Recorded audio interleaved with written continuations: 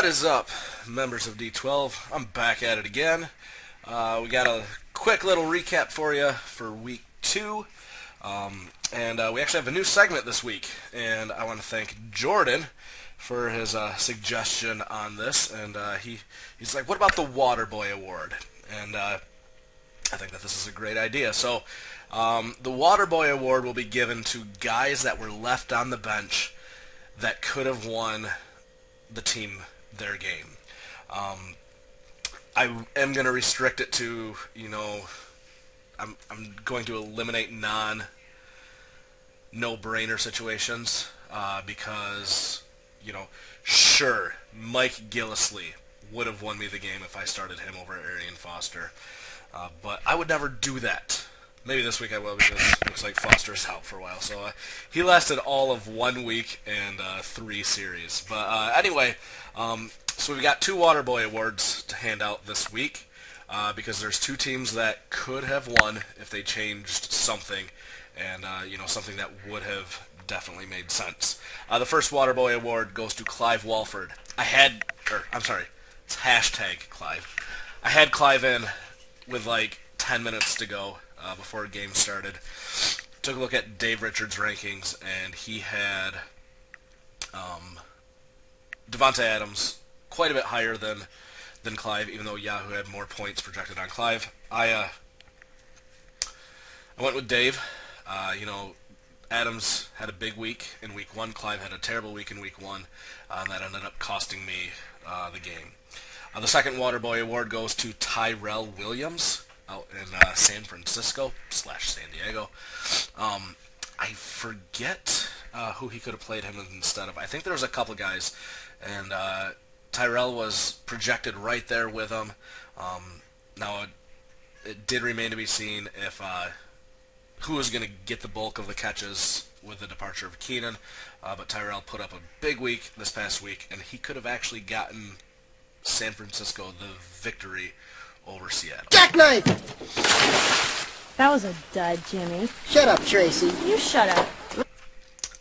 The dreadful underperforming, or that darn underperforming dreadful squad.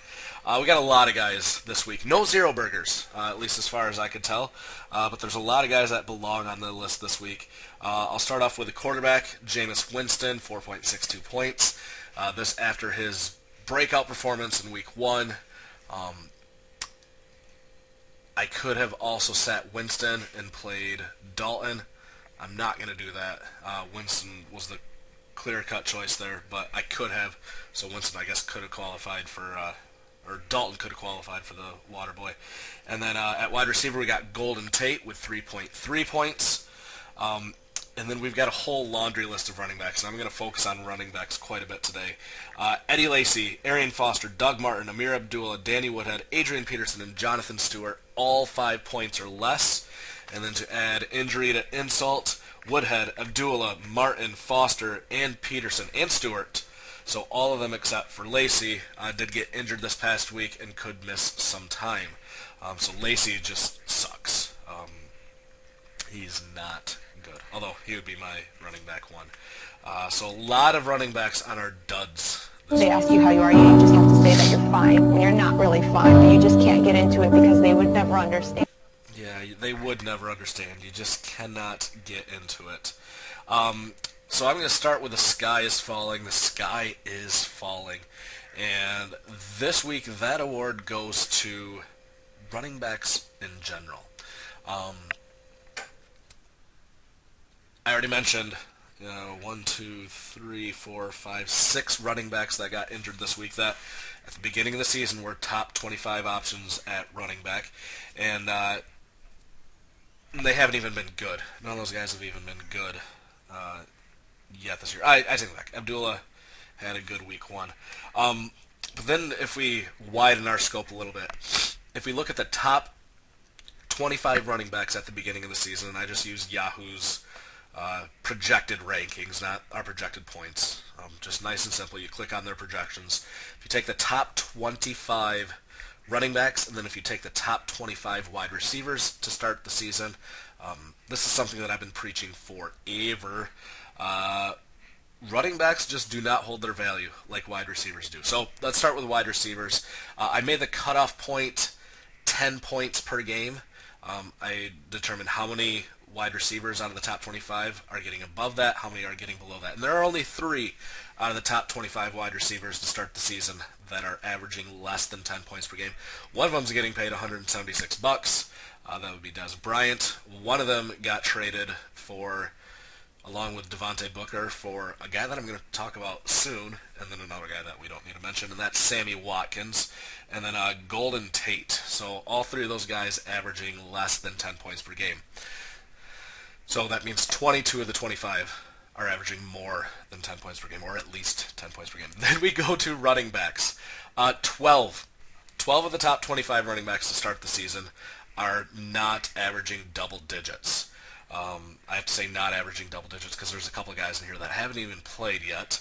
But these are the list of the guys that are not averaging double digits. Todd Gurley, Adrian Peterson, Le'Veon Bell, Mark Ingram, Eddie Lacy, Doug Martin, Devontae Freeman, Jamal Charles, Thomas Rawls, Jeremy Hill, Jonathan Stewart, and I cannot read my handwriting there. Who could that even possibly be? Looks like F-O-T-U. Oh, no, that's Foster, and Arian Foster, there we go. So that's 12 guys that are just not performing. That's almost half of the top 25 running backs are not putting up double digits through 2 weeks. So wide receivers, better than running backs. So the sky is falling for stud running backs.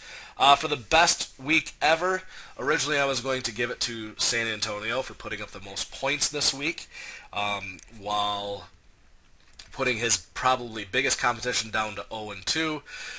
He is still chasing 2-0 Carolina, but Carolina had a terrible week. He was just lucky and played me. And but he also lost Peterson. So I had to search around a little bit for this, and I'm not super happy with this pick. But I'm going to give the best week ever to the Los Angeles Outlaws. And the reason why I did that, San Francisco is selling. He's made that clear with getting rid of C.J. Anderson, who is not on this list because he is performing this year. And that's another reason why I had to take it away from San Antonio, because C.J. was heading into his division. So San Francisco selling. Oakland put up a dud this week. Mike demolished him this week. Put up a good week despite Gurley's lack of performing. But I'm going to give the Los Angeles Outlaws the best week.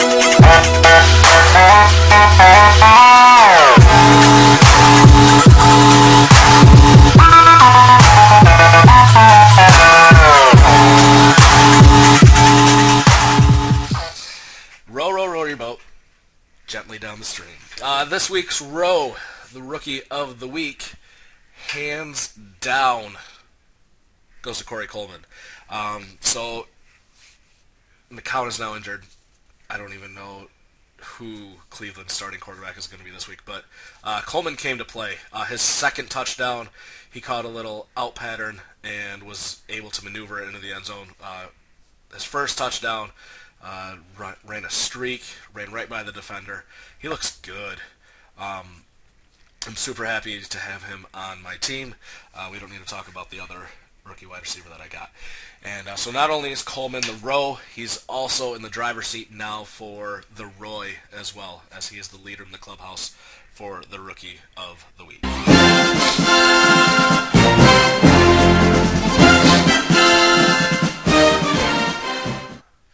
All right, and finally we've got our A-team, and this is part of the reason why I had to give Mike the best week ever as well, because he's got a couple guys on here, and they kind of go hand to hand a little bit. So quarterback, big bounce back week for him. He got beat up by Denver in week 1. Absolutely studded this past week. I'm excited because I have stock in him elsewhere, but Cameron Newton is the quarterback. The top point getter in the entire week, and someone that carried Seattle to victory this week is Stephon Diggs at wide receiver. Matt Forte of San Antonio. Yes. So San Antonio losing Peterson for a while. Forte has been exceeding my expectations already this year. He gets the A team for the running back. Cam Newton to Greg Olsen. That combination worked very well for Los Angeles this week, as Olsen is the tight end of the week.